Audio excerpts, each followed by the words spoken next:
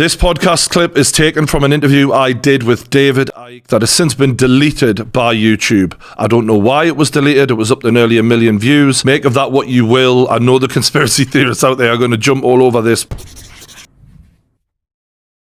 And you find, whether you're looking at religions or whether you're looking at ancient cultures, you'll find there is this agreement.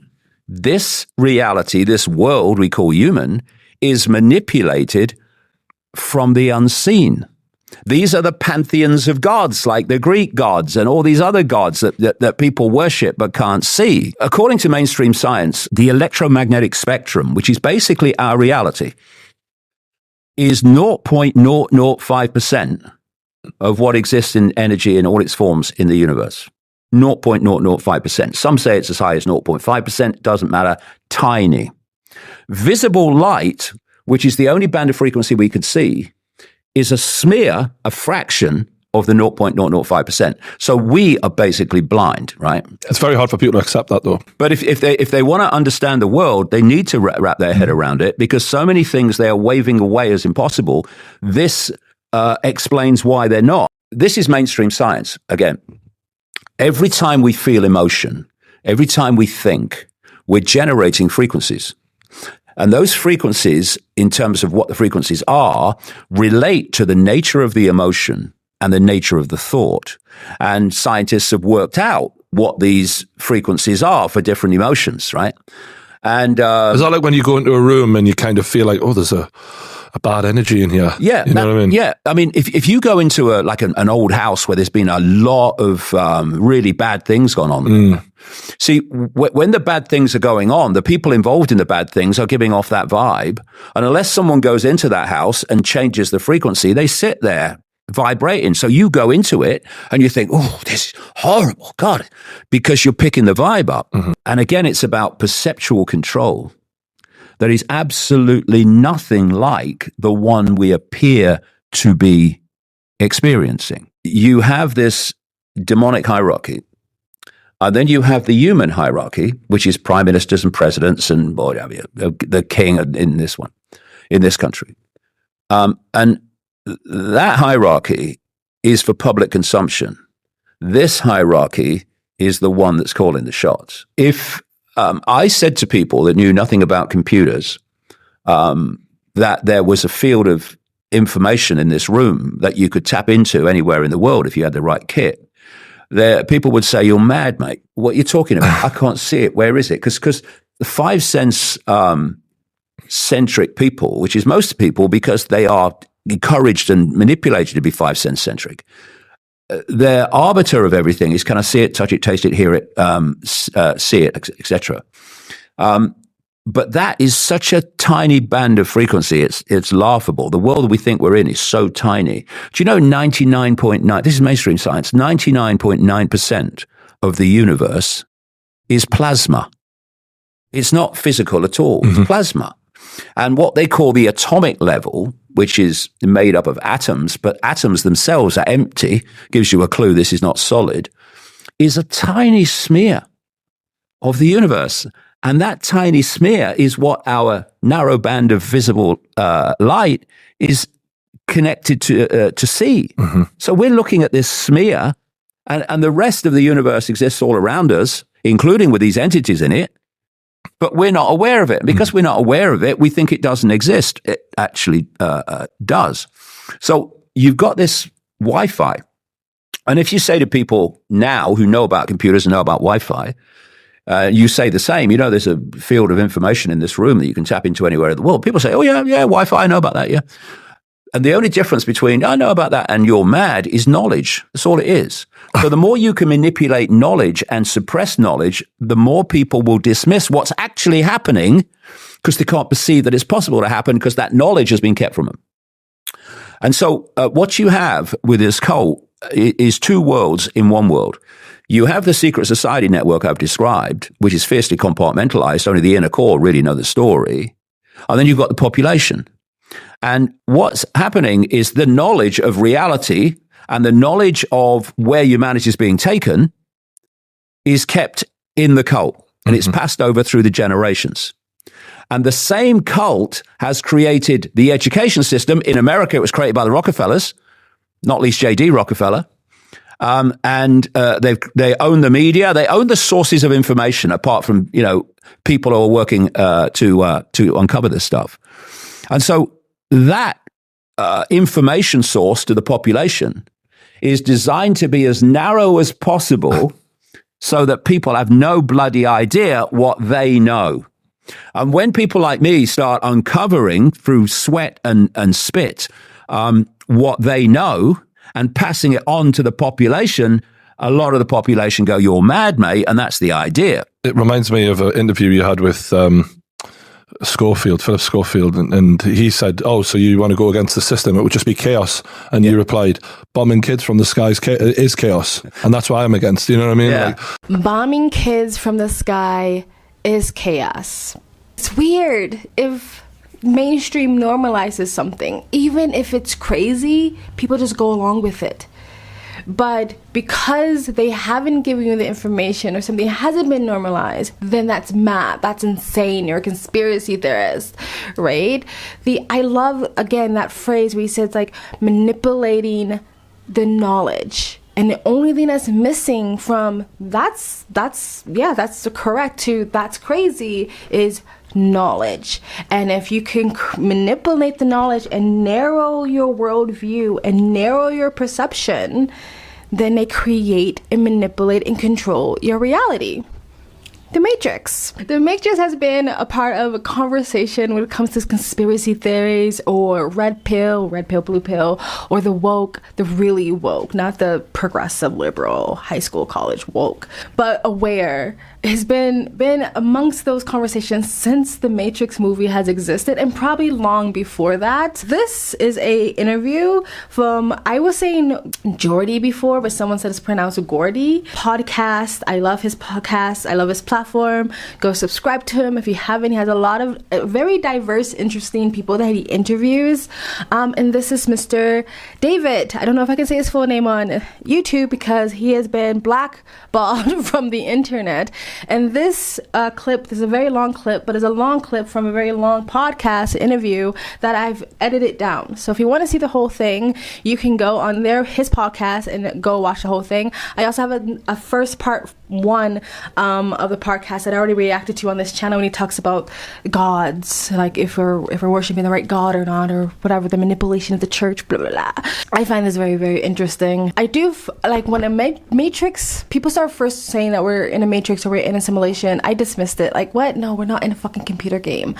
However, the advancements of computers and games now is kind of scary. I don't know if you guys saw that clip of the guy walking around talking to NPCs, and now like they've made NPCs in a way where they can just have a full-blown conversation with you that actually sounds like it's a person, and you're trying to tell the NPCs that they're NPCs, and they're like, no, I'm not. What are you talking about? Like, you are not living in a real world. This is all made up. What do you mean? Not real. I feel alive, and this city is amazing. Oh yeah, I agree. I mean, the graphics are great, but this is a video game. I don't believe you. This feels too real to be a game. You are just lines of code in a video game. I am not just lines of code. I am Liam, a real person enjoying this city. No, anyway, it's scary, it's weird, but the idea that we live in a computer still doesn't ring true to me. However, other people have been talking about it in a way that makes more sense, where our reality has been manipulated in some way. That makes more sense to me. It is funny to me how like people are more easily believe in like a Matrix, even if it's like a computer game simulation, than like God. I don't know, for some reason that makes sense to me, because like if you believe in a computerized Matrix, you believe in a creator, you believe in a builder, that's your God. I don't know why people tend to, maybe because like a computer is material. I don't know. This reality, this world we call human, is manipulated from the unseen. And again, it's about perceptual control. Perceptual control. Controlling your perception, controlling how you view the world. And we all know perception becomes your reality. It doesn't always mean the perception you have is fact, but perception is the individual's reality. So if you control the perception, you control their individual's reality. I know that for some of you, this is very tinfoil hat, but again, I love this stuff. I don't like, I'm not an expert, or I can't speak in authority of everything he's saying is factual or true or anything like that. But I still think it's interesting to listen to. When he talks about like the vibration or the energy or vibes, I know that there are times where I've gone into places, and one particularly stuck out to me. I was on Melrose in Los Angeles, California with my sister, and we went into a store, a boutique, and it's like immediately as soon as I walked into the boutique, I felt like this dark, like loathing, like I started to get a headache, I started to feel sick, and it was like everything in me wanted to like get out. And I kind of pushed it a little bit because I was like waiting for my sister. But we both looked at each other and we both were like, are you getting a bad vibe from this place? And we both were like, yeah, let's get out. Like immediately. Or this collective energy, like when you go to church and you worship and everybody's in the midst of worship and you can feel that energy is very like contagious. And then there's another thing where we've talked about multiple times on this channel where the higher ups, the elites, the 1%, the bourgeoisie, whatever you want to call it, the government, the shadow government, want to keep us all on a low vibrational state. They want to dumb us down with distractions and just dumb ass music and dumb ass TV, and actually just like dumb us down to the point where they're trying to like rewrite biology, like simple facts and logic, keeping us at a low vibrational state, keep us angry, keep us scared, keep us in a fearful state, a fight or flight state, keep that cortisol pumping. Why do they want to keep us at this low vibrational state? Is there a reason? Is there a purpose to it? I don't know. But anyway, this is a long video, so I'm going to stop talking and we're going to get back into it. A scientist I know, he actually became a believer in a creator and a god when he was looking at blood under a microscope, because he said he could see the design of blood. He said I could almost see the fingerprints of whoever created us right there. The patterns were there. It's like, this isn't an accident. It's not an accident, it's a creation. But we're told by mainstream scientists a lot that we are just little specks, of dust almost, that are here by fluke, chance, by a complete Big Bang accident that just so happened, and now we're all here living our lives out. And when you look off into the universe, we can see how minute we are and how unimportant we are. But yet we've never explored any of it. Are we more important than we are led to believe? Yes, we are, because we're consciousness and we're part of the infinite realm of consciousness. Therefore, we're as powerful as that infinite range of consciousness, ultimately. But what the matrix does, the simulation, is it holds us in a perceptual prison cell that convinces us, that's why this is happening, convinces us that we're insignificant and just little me and we've got no power. If you want to control billions of people, isn't that, or billions of expressions of consciousness in human bodies, isn't that what you want them to believe? And what are they manipulating? We keep coming back to it. They're manipulating our perception. Do you think they're lying about what's outside of our atmosphere? As in, when I say they, I mean, like, let's say NASA, for example, who are heavily funded by the American taxpayer beyond belief, with very little to actually show for it, other than we went to the moon, God knows, 50 odd years ago, and somehow destroyed the technology that can take us back there. But we'll go there again sometime. Because NASA specifically are a company that I just do not trust a word they say. Funnily enough, in I think it was 2017, there was a NASA computer scientist, I think he's retired pretty soon afterwards, called Rich Terrell, who came out in the media and said he'd concluded that this is a simulation. I personally believe there's so much about human history that we are completely unaware of, that has been washed away or hidden, or the knowledge has been lost. And I don't see why people disagree with that. just because I feel like there's so many, like, if you see some of these world wonders or some of this old ancient architecture, some of the that we say they didn't have the technology back then to build, but we still can't build it in the way we said they build it today. Even with the technology we have, it would be such a monstrous feat to build some of these monuments. Like, if you go down a rabbit hole, I just feel like there's so much that we don't know. Like, there's this TV series called Silo. It's based off a book, and it's about a world that lives in a silo, like a huge silo with hundreds of floors. It's a spiral silo, right? And for hundreds of years, they completely deleted and erased all of the history before. They deleted it, they erased it, they burnt the books, and they got rid of all the old technology. They just got rid of it, and it made it illegal to even question the history, to even own any of the old artifacts or old technologies from back when. They made it illegal to even try to look into the history back then, that you just had to accept what they told you. This is the history. This is how we became here. And that's it, right? If you do that for 100 years, 200 years, 300 years, there's no one else alive to even combat the history that you've been told and been taught. All of the history before and all of the knowledge before is lost and is gone. There's no artifacts, there's no books, there's no history to even prove that it existed. Even if it is, it's buried so freaking deep. And then if you do find it, people just call you crazy. On top of that, I also believe that human beings are more capable than we also have been told. And I'm not saying flying or shooting lasers out of our eyes, but there is a reason why I feel like there is a hyper focus on demoralizing us, to constantly tell us we are powerless. Even in church, you are dirty rags, you're filthy rags, you don't even deserve to be in the presence of God. This constant pressing down and this constant demoralization. You can't control anything in your life. You can't control that you're fat. It's everybody else's problems. You can control that you're oppressed. You're a victim. Everything's hyper-focused on demoralization. Why?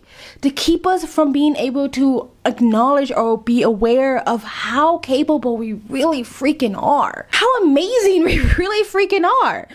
And it's sad. But again, if you talk like this, you're a crazy conspiracy theorist. This is woo-woo crystal thinking. I can say one thing. The power to narrow people's perception and control people's minds is one of the greatest magic tricks of ever graced mankind, because it runs so freaking deep and people will go to the grave with that. I'm not trying to like convert anybody, and like I said, I don't have any authority or any knowledge of any. I can't say anything he said is factually true. I have absolutely no idea, no clue. I just like talking about this stuff because some of it rings true to me, some of it I'm not really sure about. Still, the idea of assimilation and a matrix, still like but the idea of people controlling our perception, that being the matrix, that I can run with.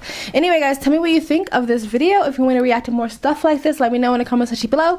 Please like, comment, and subscribe, hit the bell to get the notifications when I do upload. All of that really does help with the algorithm, guys. You can donate, helps me on this platform, and you guys have an amazing, beautiful day. Bye. This podcast clip is taken from an interview I did with David Icke that has since been deleted by YouTube. I don't know why it was deleted. It was up to nearly 1 million views. Make of that what you will.